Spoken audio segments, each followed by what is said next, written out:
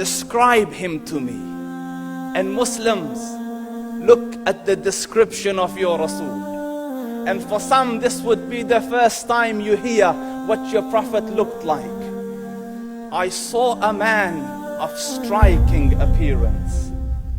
ظاهر الوضاء أبلج الوجه, radiant face, حسن الخلق, beautifully created. لم تعبه الثجلة, his belly wasn't protruding.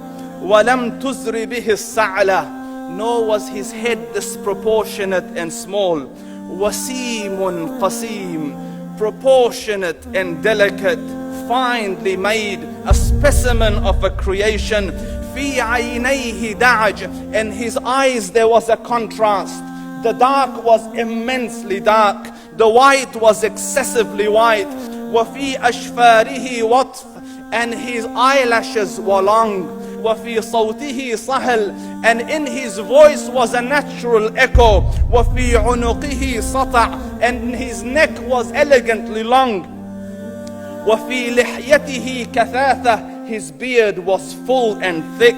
أزج أقرن, his eyebrows were arched, but they were not joined. It was separated.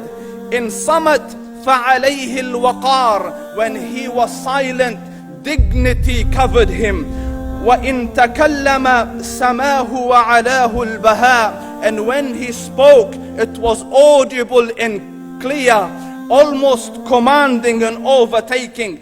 أجمل الناس وأبهاهم من بعيد, from afar the most striking and outstanding in appearance. وأحسنهم وأجملهم من قريب, and when he came near, the best of them and the most handsome of them in closeness. حلو المنطق, such an exalted and sweet level of logic. Like when he used to speak, it was so coherently logical, it was smooth and easy to understand.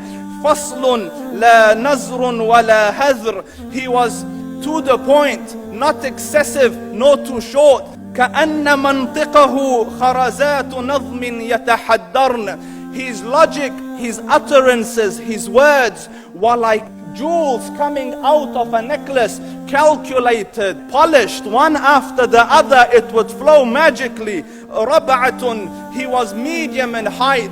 Your eye didn't have to strain to look up at him, nor was it tedious to look down at him. He was a comfortable sight to look at. له رفقاء يحفون به, he had friends, the people that were with him, they were working around him to try to serve and protect him. إن قال سمعوا لقوله, when he used to say something, they used to hearken to what he used to say. وإن أمر تبادروا إلى أمره, when he commanded, they used to compete to fulfill the command. This is Muhammad Rasulullah. This is Muhammad Rasulullah. Anas ibn Malik says, he says, I came out one night, it was the full moon night.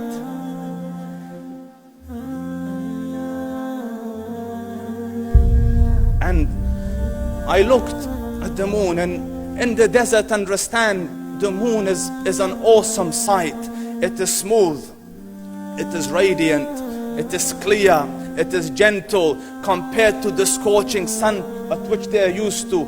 So the moon was the epitome of beauty. So he says, I came out at a full moon night, and I looked at the moon, and I saw it beautiful, handsome. So I said, let me go see if the moon is more handsome or my Prophet is more handsome. Let me see if that is more beautiful or the Prophet is more beautiful. So I went and I saw him standing afar.